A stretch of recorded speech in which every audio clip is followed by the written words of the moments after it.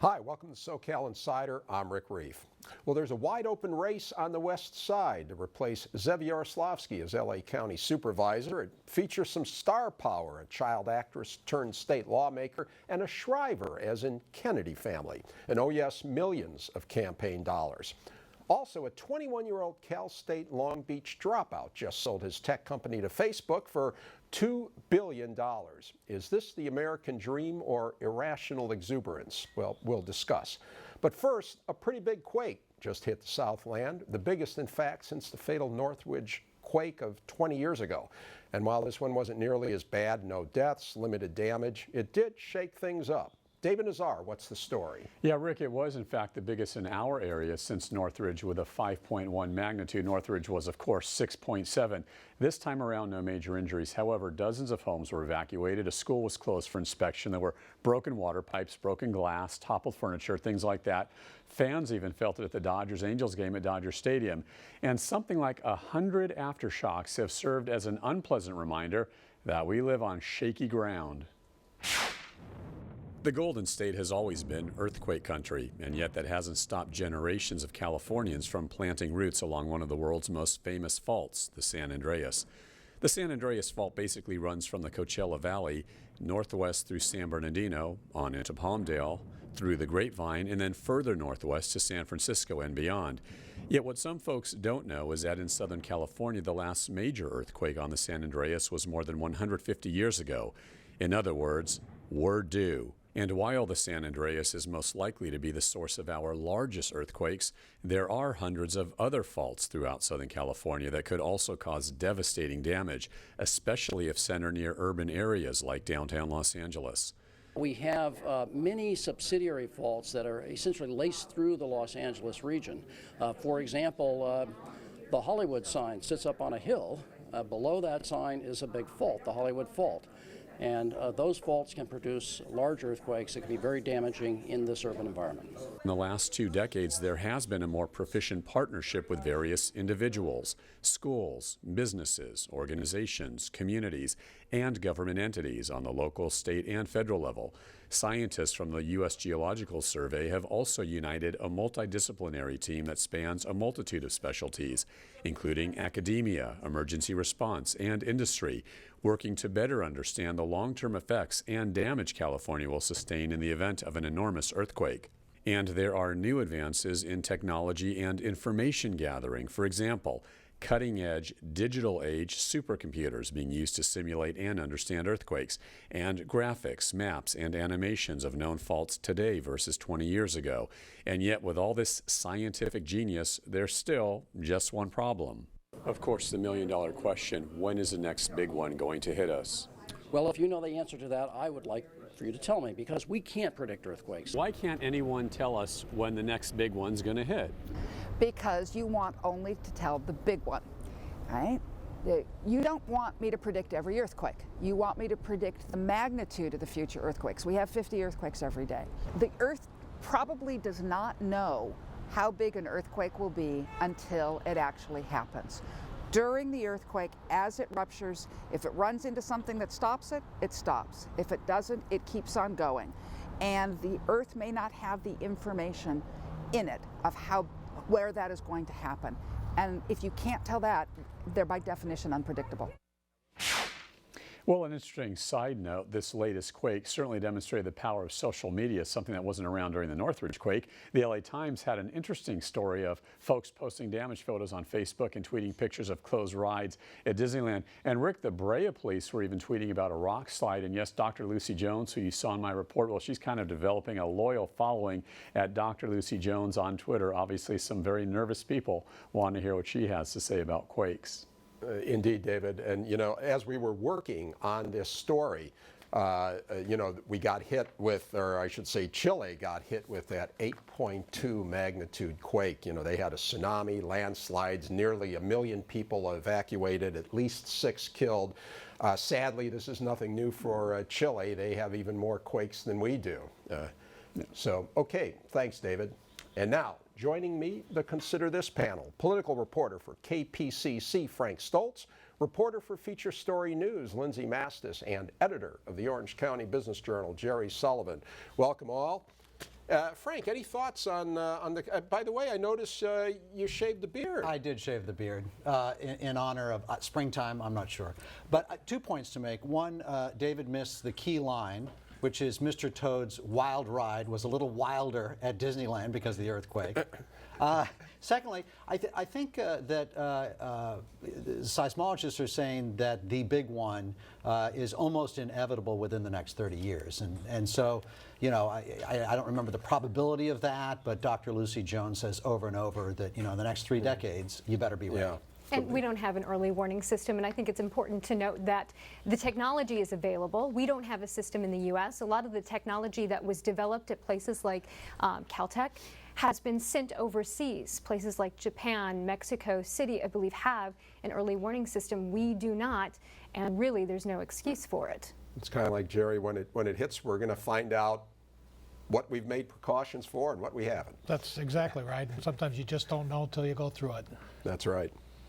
Frank, let's talk about this race for LA County Supervisor. Some would argue, I think, that certainly as a group, the LA County Supervisors are more powerful than the Mayor of LA. It is a hugely powerful position. They don't come open very often. And Xavier Yaroslavsky, who's been in office 20 years, stepping down. What's going on? Yeah, it's a 5-member board, something like a $25 billion budget. They oversee public health for the county, the sheriff's department, foster care, all sorts of services. And this west side seat, well, it covers West Los Angeles and also the San Fernando Valley. So it's an important seat. It's a wealthy area. And we have a fascinating race between former state senator Sheila Kuehl and Bobby Shriver, whose wife or rather mother, was a member of the Kennedy family. Of course, his father was Sergeant Shriver, who started the Peace Corps, worked for JFK. So he's the nephew of JFK, to shorthand that. And the brother of Maria. And the brother of Maria Shriver, who obviously was married, I think still is married to Arnold Schwarzenegger. In any case, this is a huge matchup between a longtime Democratic Party activist in the area, Sheila Kuehl, who won the backing of the local Democratic Party, and a member of the Kennedy family who hasn't been quite as connected to the local Democratic Party. He's been obviously very well connected to Democratic causes, worked in Africa raising money for AIDS and debt relief and stuff like that. But he does bring a lot of money to the race, and she's raising some money. This is going to be an expensive race. It is. He has rejected spending limits. There was, I think, a $1.4 million spending limit cap, voluntary, that he's rejected, so he can spend as much as he wants. That automatically lifted the limits for her, too. So what it did, though, which is kind of interesting, is it limited the amount of money he can raise per individual. So it's $300 cap for him. For her, there is no cap now because he rejected the limits. Anyway, it's going to be a free-for-all. There's an independent committee that's formed on his behalf that can raise any amount of money from anyone on his behalf. There are other couple fairly well-known politicians in this race. Yeah, there's a West Hollywood City Councilman, John Duran, and the former mayor of Malibu, Mayor Ulick. And about 3 or 4 other candidates. But these are the two big ones. It's likely neither will get a majority in the primary. They'll probably face off in November. But it's going to be an interesting race because, again, Sheila Kuehl, a longtime activist. She was the first openly gay member of the state legislature way back in 1994. And the many loves of Dobie Gillis. For those of us old enough to, I'm sure, except I think Jerry probably remembers that too. But yes, many of the viewers never heard of Dobie Gillis, but for those of us that did, she was a child actress before she became a state senator. Lindsay, we've got 4 Democrats running, and so, are their views really different? I mean, when you get past all the foo-for-ah and all the money that's going to be spent, is there a significant difference among these candidates? Every candidate is going to have something that they're going to focus on more than the other candidates. The other thing you have to think about, too, when you have so much money involved and so many people fighting so hard for this one position, is what kind of mudslinging is going to happen. So there's always the potential that it could become a race of not who do I like the most, but who do I think doesn't have the most baggage. There's always the tendency when there's money for it to get ugly. So, it could go either way. Voters could say, I'm going to focus on this issue or that issue, and that's more important to me. Or they could say, oh, I've been hearing a lot of bad stuff about this person or that person, and that might influence their vote. Okay. Jerry, maybe we should call this next story the rise of the nerds, or whatever you will. Facebook just paid $2 billion for a company in Irvine called Oculus VR, started by a kid who was 19. He's now all of 21. This company did not exist 2 years ago. It just sold for $2 billion. What do they make? What is this all about? Well, first, they're in Irvine, here in Orange County, and they make a virtual reality headset, which they've shipped a few hundred or maybe a couple thousand. They've sold them, but primarily to developers of content. So in other words, you put on this virtual reality headset, and then you still need a content developer to develop what you will see, what you'll experience. So you put this on and you could be in a fantasy world, you could be touring a home you're interested in buying, whatever. I mean, you can do anything in these things. Yeah, I think the initial target is for games. So the fantasy world, and you would be engaged in a game. And I think that's the initial target, but of course the potential is enormous, and you know, just barely But tapped. people hear about this, and so really it's more the idea, or it's this technology the guy's got. This is not a company that's, you know, manufacturing a lot of stuff, or employing about 100 people, I think. They are making units of this product, but not at a large scale. So no, right now, yeah, you're buying blue sky and technology and ideas and brains. So when you actually look in this thing, what do you see? I've not put one on, okay?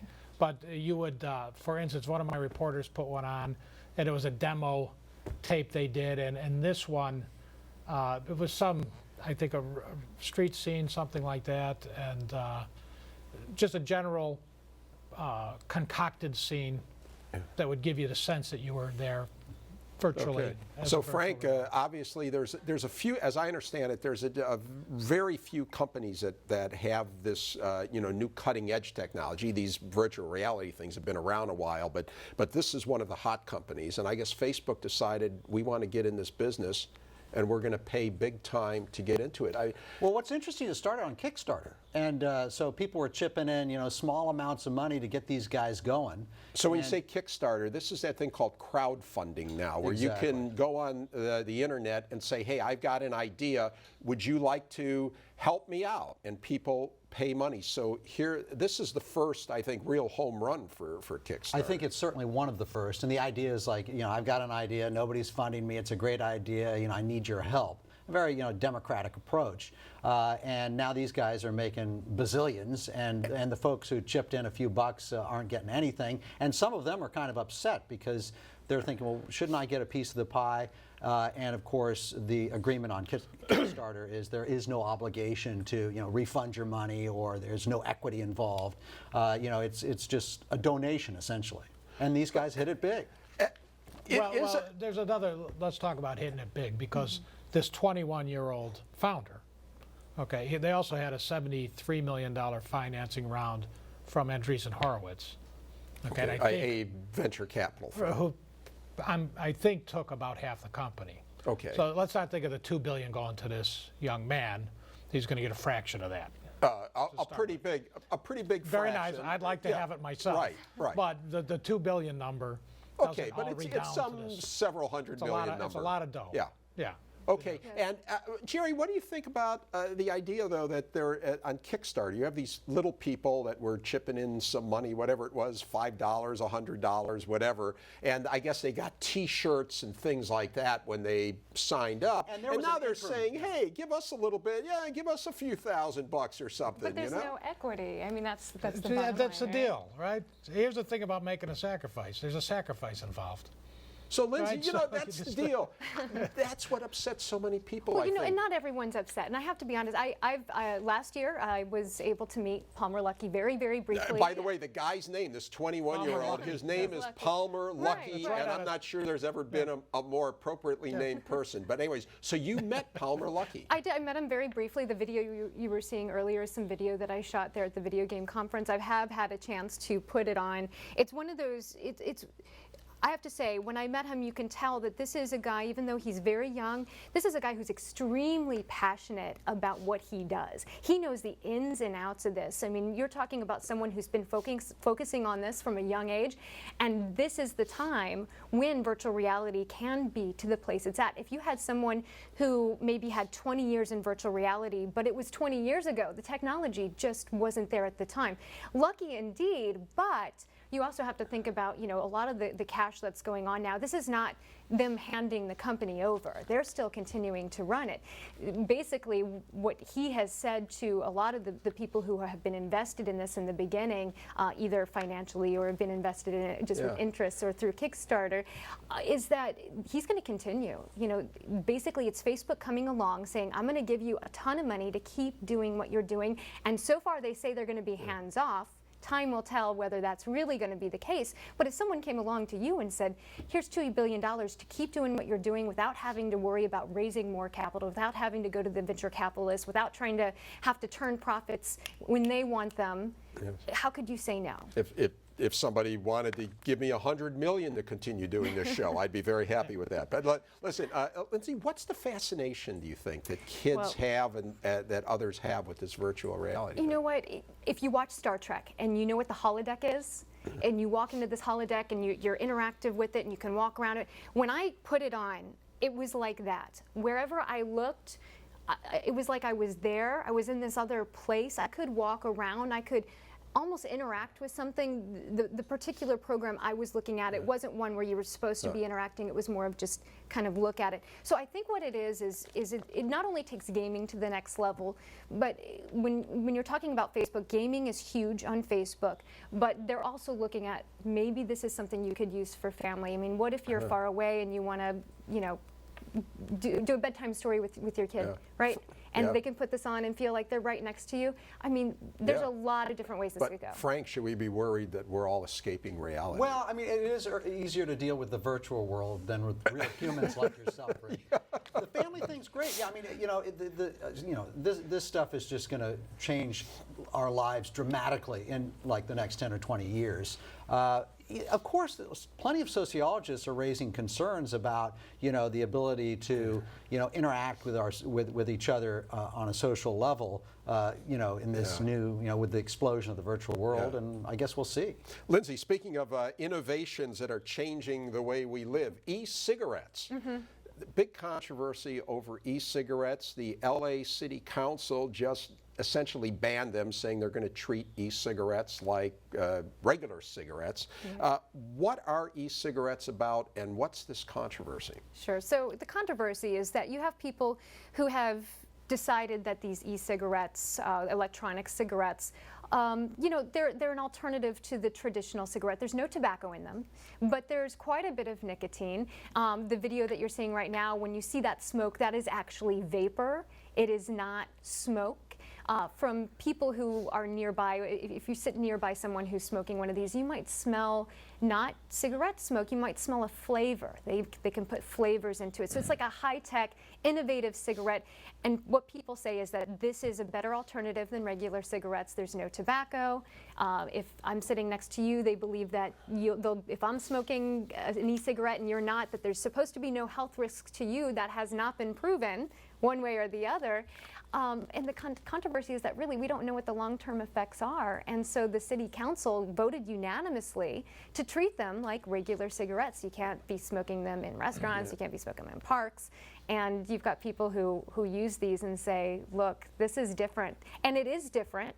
It has to be different because they were able to advertise on television, which regular cigarettes you cannot do. Jerry, we are seeing this all over the place. Councils, some of them saying, no, we're going to take a wait-and-see attitude, but in LA and New York, Chicago, the big cities, they're banning it. Are you surprised? 13-0 by the LA City Council. I mean, yeah, you know, we have an FDA that regulates things like this, and they haven't banned it.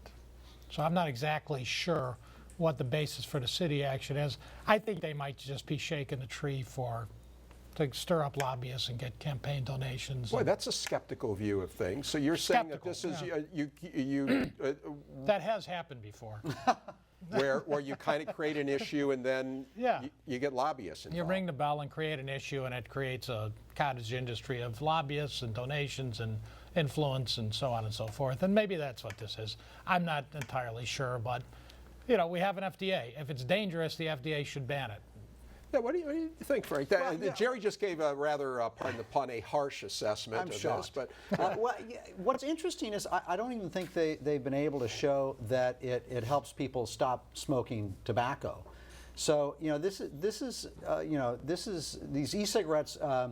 We're not sure if it helps you stop smoking. We're not sure if it causes any sort of ill health effects. So we just don't know. So I don't know about the appropriate government action being, ban it. But wait, but we haven't really shown that it causes any harm. That's and maybe what I'm it saying. does help some people quit smoking. It might, but we don't know. But why?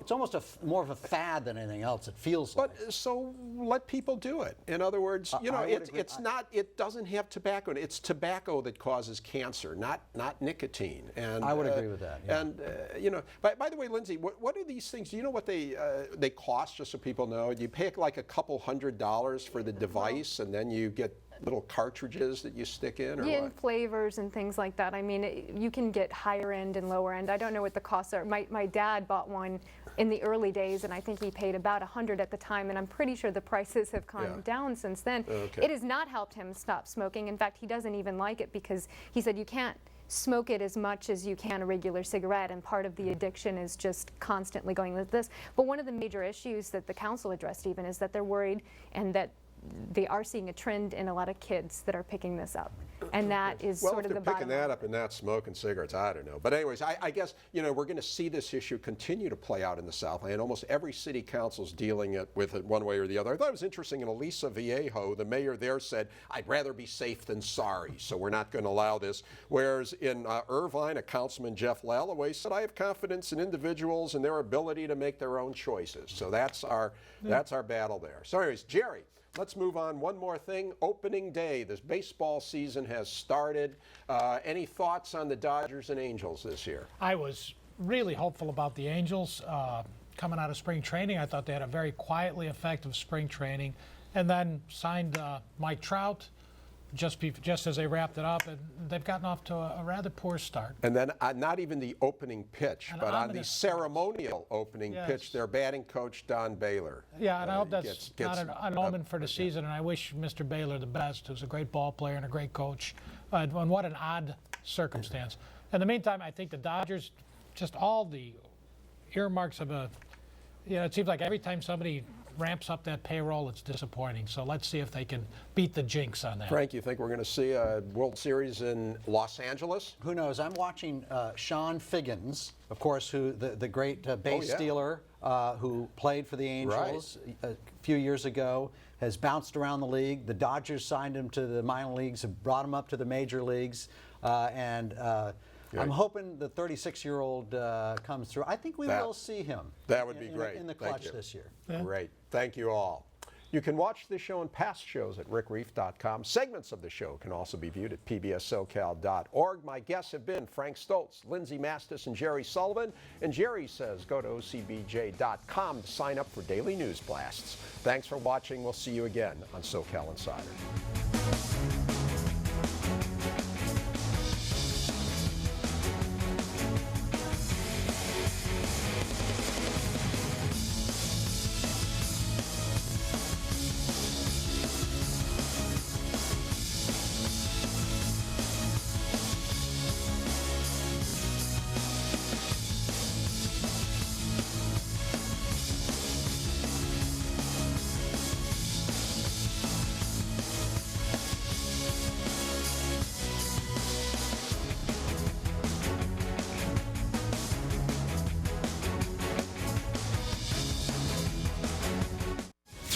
SoCal Insider with Rick Reef is brought to you by the following. 5 Point Communities is a proud sponsor of PBS SoCal. 5 Point Communities is an independent real estate development company with assets under management across California. More information available at www.fivepointcommunities.com. Snell & Wilmer is a full-service business law firm with more than 400 attorneys in Orange County, Los Angeles, and throughout the West. On the web at swlaw.com. Snell & Wilmer. Straight talk, sound counsel. Practical solutions. Relief Pod's latest generation of safety kits now go everywhere you go. Relief Pod's organized, color-coded, and compact safety kits keep first aid and emergency items accessible for a safe lifestyle every day. Relief Pod. Live ready. A healthy future for you, your family, and your business is why Memorial Care Health System transformed healthcare. Our hospitals, physicians, and outpatient centers keep patients healthy and care for them when they're not. Memorial Care, one healthcare system leading the way.